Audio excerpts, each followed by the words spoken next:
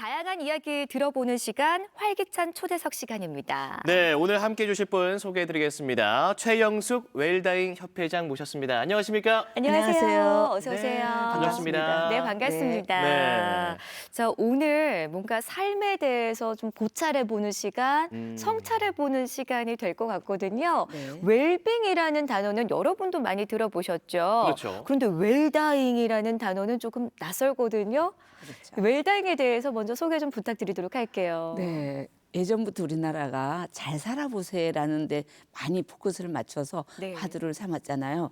그래서 잘 살아보세요라는 노래도 많이 했고 그렇죠. 그래서 우리나라가 참 잘 살잖아요. 네. 이만큼 살면 네. 세계적으로도 선진국의 대열에 속해 있잖아요.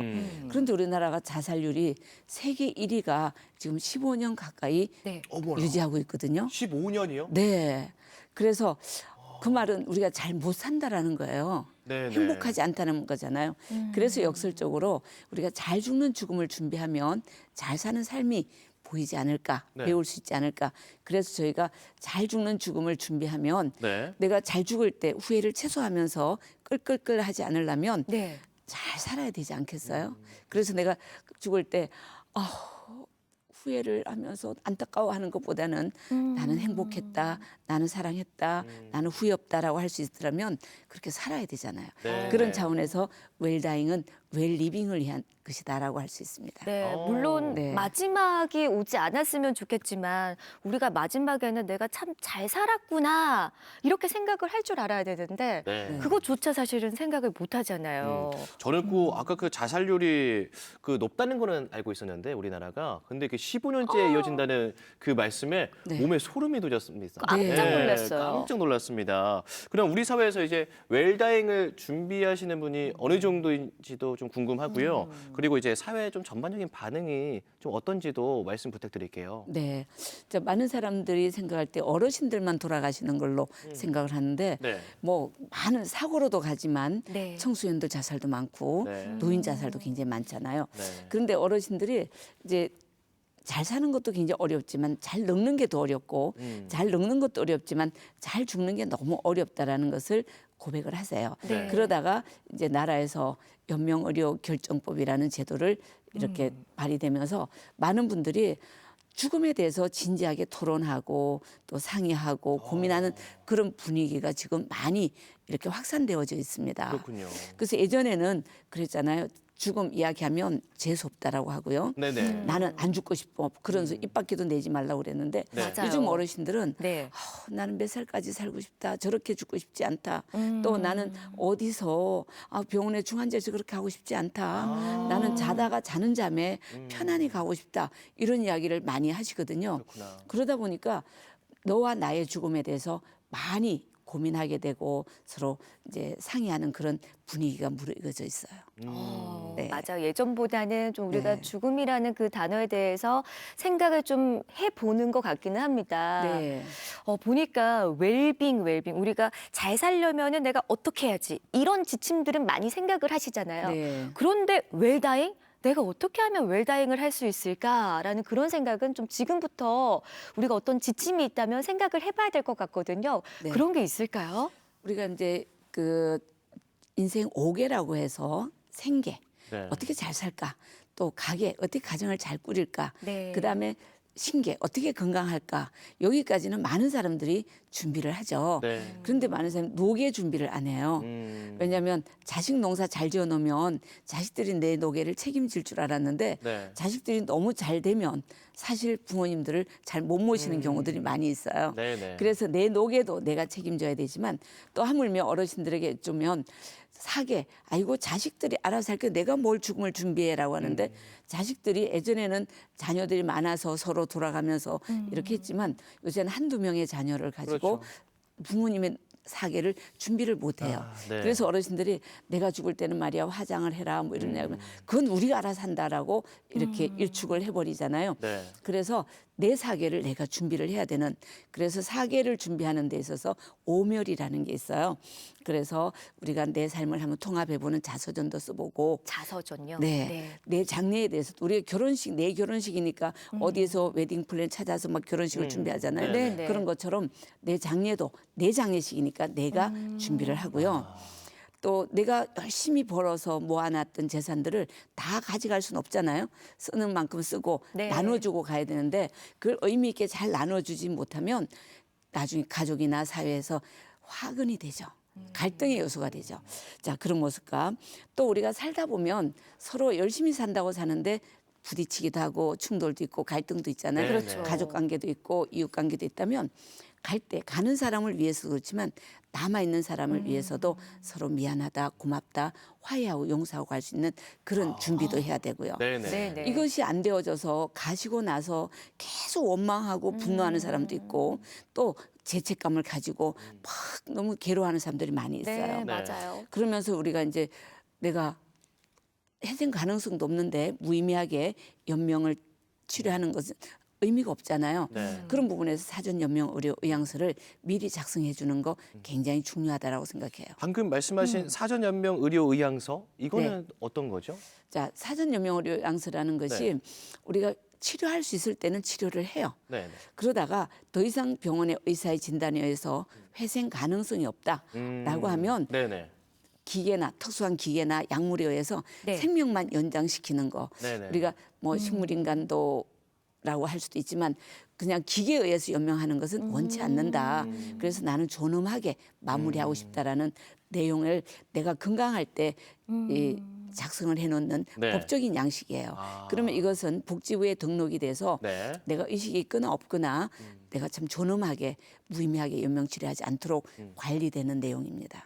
아, 네, 그렇군요. 많은 분들이 작성하고 계세요. 아, 그렇군요. 네, 네. 참 저희는 이런 거에 대해서 그동안 참 고찰해 보지 않았구나라는 그런 생각이 좀 드네요. 네. 일단 웰다잉 이렇게 말씀을 들어보니까 남은 사람들 또 남겨진 가족들한테도 참 많은 영향을 줄 것 같다라는 생각이 들거든요. 본인뿐만 아니라 좀 어떤 게 있을까요?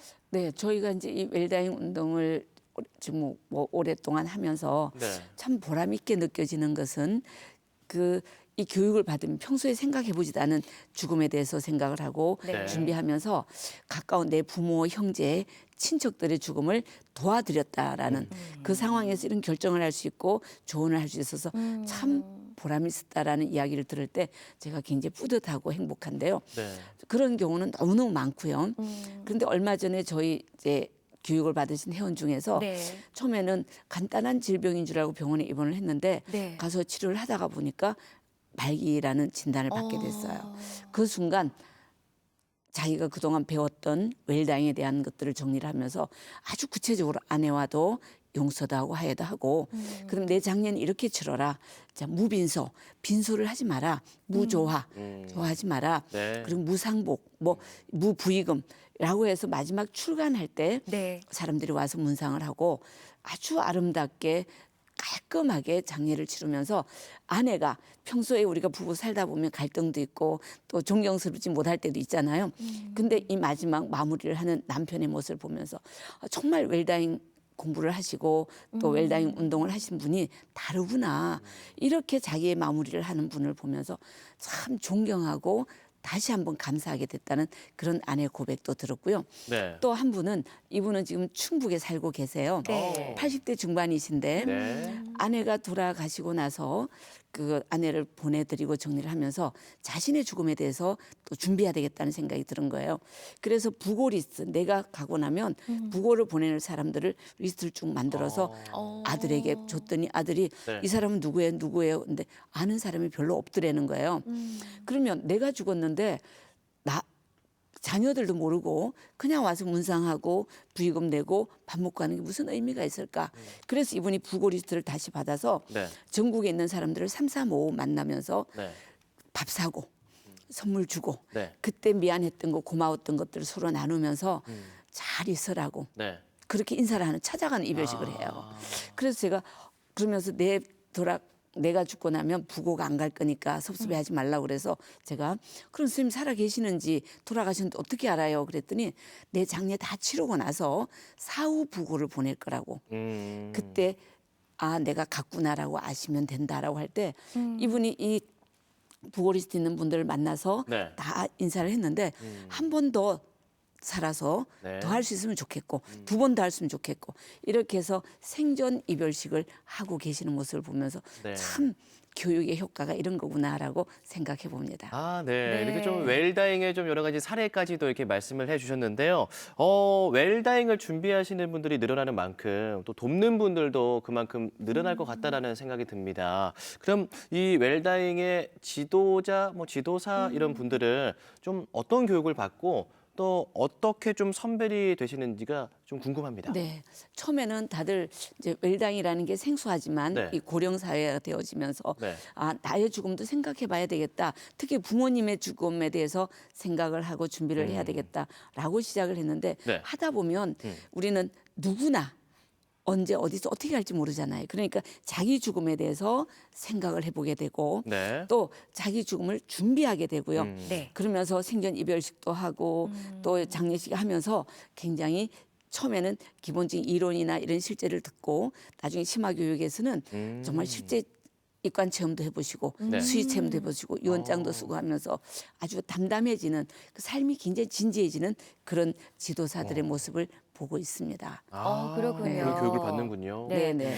저는 그 호스피스 분들하고 좀 웰다잉 지도사 분들하고 비슷하다라는 생각이 좀 살짝 들기는 하는데 네. 좀 어떤 차이점이 있을까요? 네, 웰다잉 지도사는 건강할 때 삶과 죽음을 좀 통합할 수 있도록 도와주고 지도해주는 역할을 한다면 호스피스 봉사자는 말기란 진단을 받고 또 임종을 앞두고 있는 사람에게 신체적, 정신적, 사회적, 영적인 것까지 돌봐주면서 네네. 사후 생에 네. 대해서도 궁금한 사람들, 임종을 앞두고 있는 사람은 반드시 묻거든요. 죽은 다음에 어떻게 되냐고. 네. 그런 부분까지도 이렇게 도와주는 실제적인 도움을 주는 봉사라고 할 수 있고 웰다잉 지도사는 준비하는 걸 도와주는 사람이라고 할 수 있습니다. 아, 그런 차이가 그렇군요. 있었군요. 네네. 네. 그럼 우리 협회장님께서는 이제 웰다잉을 통해서 이제 많은 분들이 배웠으면 하는 그런 삶의 철학이 있다면 좀 뭐가 있을까요?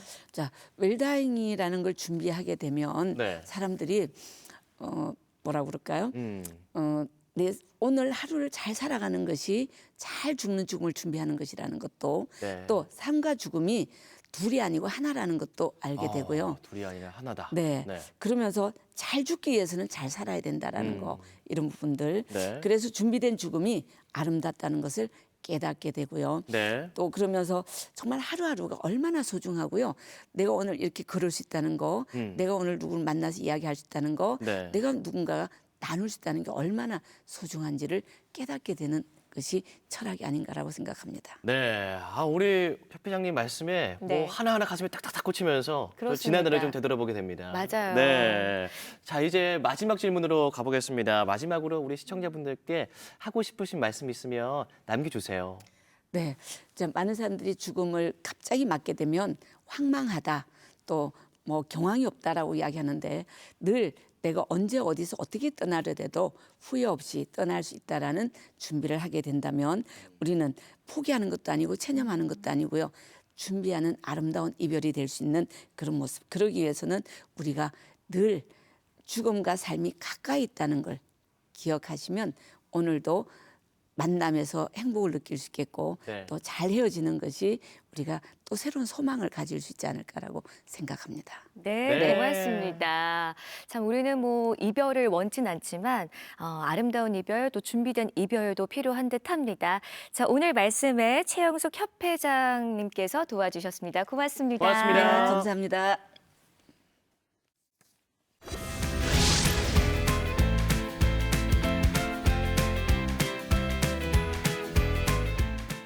마음과 마음을 연결하다 MBC 충북